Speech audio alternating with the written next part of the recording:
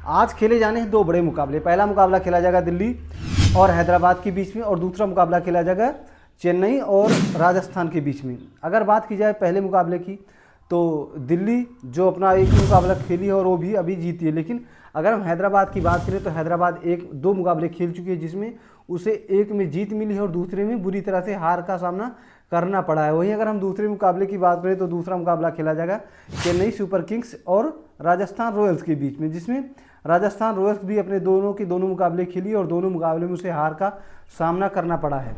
वहीं अगर हम चेन्नई सुपर किंग्स की बात करें तो उसने पहला मुकाबला जीता है, वहीं दूसरा मुकाबला उसे हारना पड़ा है। तो ऐसे में दोनों टीमें चाहेंगी, राजस्थान रॉयल्स और चेन्नई सुपर किंग्स की दोनों टीमें अपना पहला मुकाबला जीते, क्योंकि उनके दोनों टीमों के लिहाज से देखा जाए तो उनका जीतना बेहद ज़रूरी है।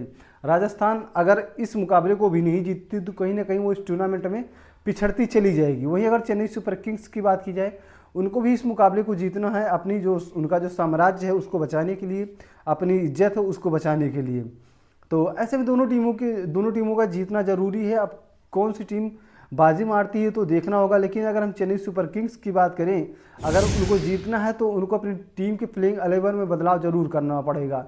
क्योंकि अगर हम चेन्नई सुपर किंग्स की बात करें तो राहुल त्रिपाठी और दीपक हुड्डा जैसे बल्लेबाजों को लेकर के वो इस मुकाबले को नहीं जीत सकते हैं। वहीं अगर हम राजस्थान रॉयल्स की बात करें तो उनकी गेंदबाजी थोड़ी सी वीक है, तो उसमें भी उनको सुधार करना होगा। वहीं बल्लेबाजी भी उनकी थोड़ी सी वीक है, उसमें भी उनको सुधार लाना होगा। क्योंकि पिछले साल की तरह उनके पास जोस बटलर नहीं है, और गेंदबाजी की बात करें तो उनके पास पिछले साल की तरह रविचंद्र अश्विनी नहीं है, युजवेंद्र चहल नहीं है, ट्रेंट बोल्ट नहीं है।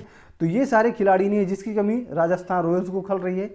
वहीं चेन्नई सुपर किंग्स की बात करें तो उनके पास बल्लेबाजों की वो लिस्ट नहीं जो उनके पास कभी हुआ करती थी। पहले अगर हम बात करें तो उनके पास रॉबिन उथप्पा और अंबाती राजू जैसे खिलाड़ी हुआ करते थे, और मोइन अली भी ठीक ठाक वो बैटिंग और बॉलिंग भी कर दिया करते थे। तो अब वो सब खिलाड़ी नहीं है, जिसकी कमी चेन्नई सुपर किंग्स की खल रही है, उनकी कमी खल रही है। पिछले मुकाबले में भी देखा गया था, जो आरसीबी के खिलाफ मुकाबला खेला गया, 196 रन चेन्नई सुपर किंग्स के लिए कोई बहुत बड़ा टारगेट नहीं होता है। लेकिन अब उनके पास बल्लेबाजी नहीं है। अगर उनके हम दो बल्लेबाजों को छोड़ दें सिवाय रोहित रविंद्रा और ऋतुराज गायकवाड़, तो उनके पास कोई भी ऐसा बल्लेबाज नहीं बचता है जिसके ऊपर कोई टीम या फिर हम लोग जो उनके प्रशंसक हैं ये विश्वास कर सकें कि हाँ टीम मुकाबला जिता सकती है। उनके पास उसके बाद ऐसे खिलाड़ी बचते हैं जो मुकाबला जिता भी सकते हैं, हरा भी सकते हैं। शिवम दुबे हो गए, सैम करन हो गए, तो ये सब जो खिलाड़ी हैं, तो इनके ये सब तुक्के के खिलाड़ी हैं। चल गए तो ठीक है, नहीं चले तो हार जाती है मुकाबला। और ठीक यही हुआ भी है पिछले मुकाबले में, जो आरसीबी के खिलाफ चेन्नई सुपर किंग्स मुकाबला खेली थी। तो ऐसे में उनको डेविन कॉनवे जैसे खिलाड़ियों को लाना होगा। लेकिन चेन्नई सुपर किंग्स के पास एक बड़ी मुसीबत यह भी होगी कि डेविन कॉनवे को लाने के लिए टीम में किस खिलाड़ी को बाहर करना होगा, कि सैम करन को बाहर करते हैं या फिर लास्ट ऑप्शन यही सैम करन को बाहर करना होगा।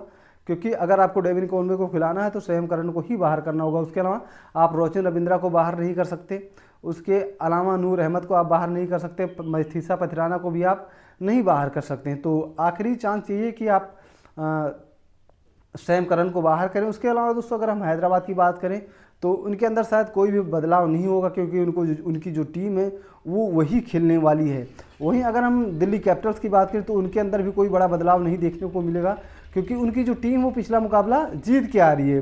हैदराबाद की टीम जो है वो हार के आ रही है, लेकिन फिर भी उनके अंदर टीम में कोई बड़ा बदलाव नहीं होने वाला है, क्योंकि उनकी जो पुरानी टीम थी जो पिछले दो मुकाबले खेली वही खेलने वाली है।